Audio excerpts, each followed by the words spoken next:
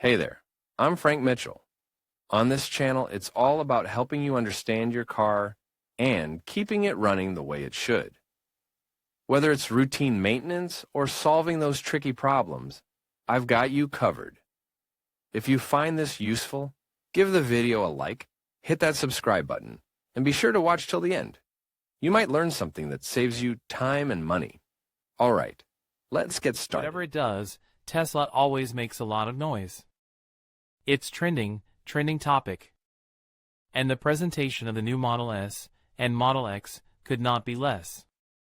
It has attracted attention, above all, its new steering wheel, which apparently will not be on all models. How does it grip? Is it practical for maneuvering? Is it legal? These are some of the questions that have been asked.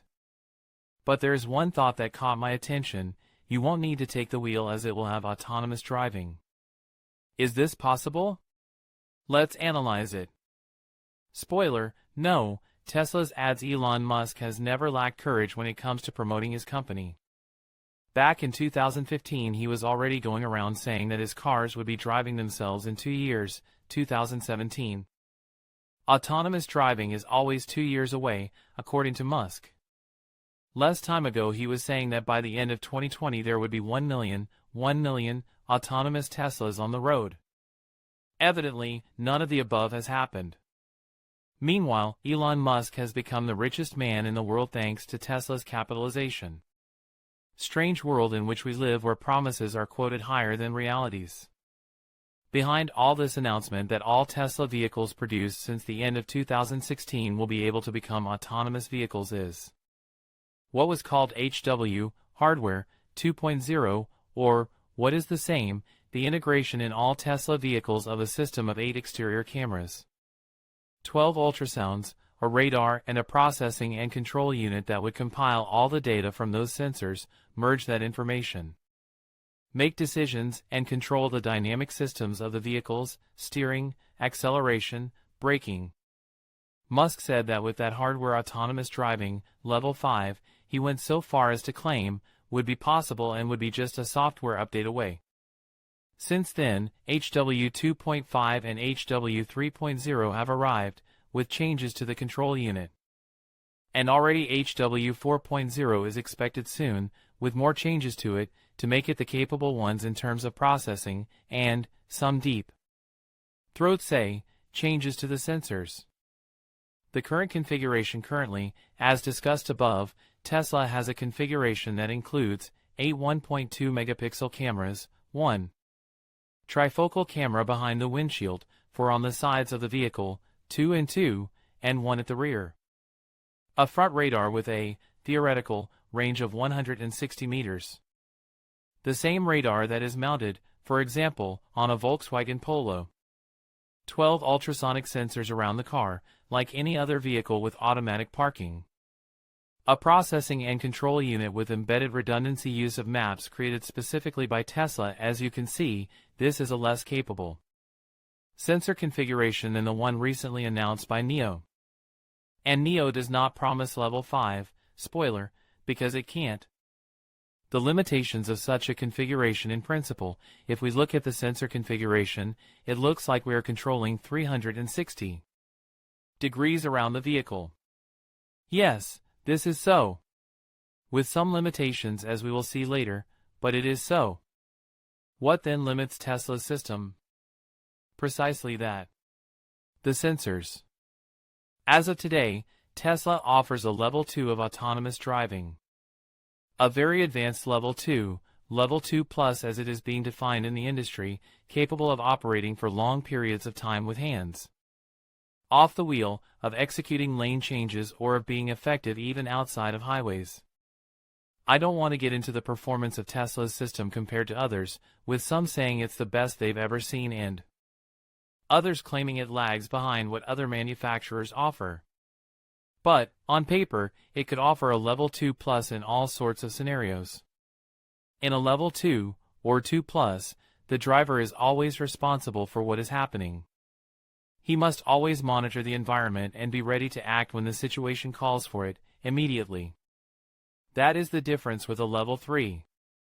In a level 3, The in-vehicle system is responsible as long as it is in control, and only when it cannot function within its design constraints, e.g., only on highways, the driver will be asked to regain control, allowing a reasonable amount of time, a few seconds, to do so. At the vehicle architecture level, this implies many changes. It requires redundancy, as there are a few critical seconds in a level 3, the moment from when the system hands over responsibility to the driver until the driver actually takes it, in which the system is still responsible. And the handing over of control cannot be done in an uncontrolled manner, worth the redundancy. And while Tesla does have that redundancy in the control systems or communication buses or even power supplies, it does not have enough in its sensors. Let's take a practical example. We are with our level 3 on a highway, and suddenly the front camera system stops working, for whatever reason. For example, the data connection between the camera and the control unit is broken. We make a request to take control from the driver, but during those critical seconds, the system is still responsible. You have to have some additional system to replace that camera to detect objects/lane lines. Usually other cameras on another data bus/another feed can be used for this. In a level 2, plus, this is not necessary. The redundant system is always the driver. The problem with Tesla is that this redundant system, at sensor level, does not exist/is very limited. Forward we have 3 cameras, each with its field of view, and a radar. Let's imagine that the radar falls for some reason. We would have that the longitudinal control of the vehicle would fall entirely on the data provided by the cameras. Ultrasounds have a very limited detection range, only 6 meters being very generous, and are not reliable. Cameras, as we all know, are an optical system that has its limitations in conditions of limited visibility, rain, sun from the front, etc. Thus, we would have a system using a sensing element that is not optimal for controlling the vehicle. That's something we don't want, right? There are many other use cases where the limitation of this sensor configuration comes to light. For example, the radar used by Tesla is not wonderful. There are much better radars on the market. Thus, it has many limitations detecting stationary obstacles, so it relies almost entirely on the capability of the cameras for this purpose. And when these do not work at 100% of their performance, they can lead to false negatives, i.e., not detecting something that is there. We are talking, of course, about a possible level 3, where we can already see the seams of Tesla's choice. Levels 4 and 5, as predicted by Musk, are out of the question. Neo Tesla front camera yes, bifocal 8 pix yes, trifocal 1.2 pix front radar yes, long range yes, medium range front corner radars yes, 2x no rear corner radar yes, 2x no side cameras yes, for X yes, for X rear camera C zenith cameras yes, for X no LiDAR C no. Processing unit with embedded redundancy, ANKed, 1000 tops with embedded redundancy, 144 tops Table 1, Neo, Tesla comparison the future. How could Tesla stretch the gum and offer something more? Well, it offers a fairly capable Level 2 Plus system, with obvious limitations because of what is described above. The problem is when it goes out of its optimal operating zone, its optimal zone is usually sunny California, with limited speed differences between users on a freeway/highway. At the level of lane changes, to give another example, it is not feasible to use the system on a German Autobahn. Can Tesla offer a level 3? It can, of course. But its performance would be so limited in terms of scenarios that it would be practically useless. Sunny, well-mapped highways, and with many speed limitations. What does Tesla have to do to offer a real level 3? Well, start by offering a more capable sensor system, and I know it's coming. First of all, offer a better radar than the current one. There is much talk of talks with ARB to integrate their new imaging radar, not yet 100% mature for mass production. Provide additional redundancy for lane changing. Relying on cameras alone, with their limitations in bad conditions and when estimating relative speeds, is very risky. The trend in the industry is to offer at least 5 radars, whereby Tesla would do well to integrate 4 additional radars at the corners of the vehicle to support these use cases. Upgrade the current cameras from 1.2 pix. The standard the industry is going to move to is 8 pix. Solve the use case problem described above, obstacle in the middle of the road, which doesn't have to be something as big as a truck. Could be a tire, a brick. And this is where the rest of the industry advocates the use of a LiDAR, a type of radar employing laser technology, which Tesla rejects. Increasing the processing capacity of their platform, something I know they are also doing. Conclusions: if you've made it this far by reading it all, congratulations. By way of summary, yes, you're going to have to take the wheel to the Mercadona. No, there won't be a Tesla with Level 3 autonomous driving in the short term and with the current sensor/configuration. There will be no Tesla Level 4 until the above happens and quite some time passes.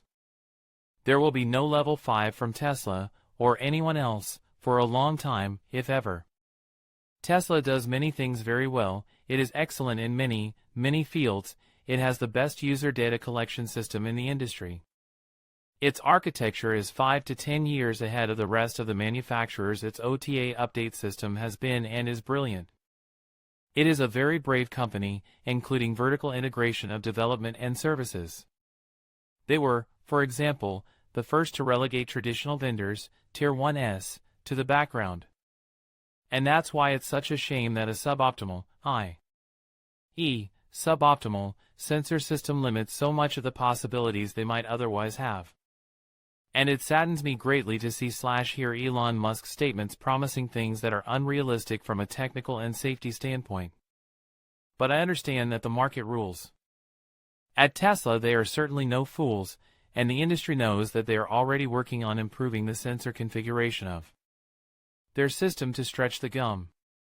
Better and more capable Teslas will come, yes, but not under Musk's promises that all their cars since 2017 are already prepared for autonomous driving. In conclusion, Tesla's Autopilot and the broader conversation around autonomous driving are filled with both remarkable advancements and significant misconceptions. While the technology showcases impressive capabilities, it is essential to approach claims with a critical eye. Understanding the limitations, regulatory landscape, and the ongoing development in this field is crucial for consumers and enthusiasts alike. As we move forward, staying informed and discerning the truths from the exaggerations will empower us to navigate the future of transportation safely and responsibly. Thank you for watching, and be sure to stay tuned for more insights on the evolving world of technology.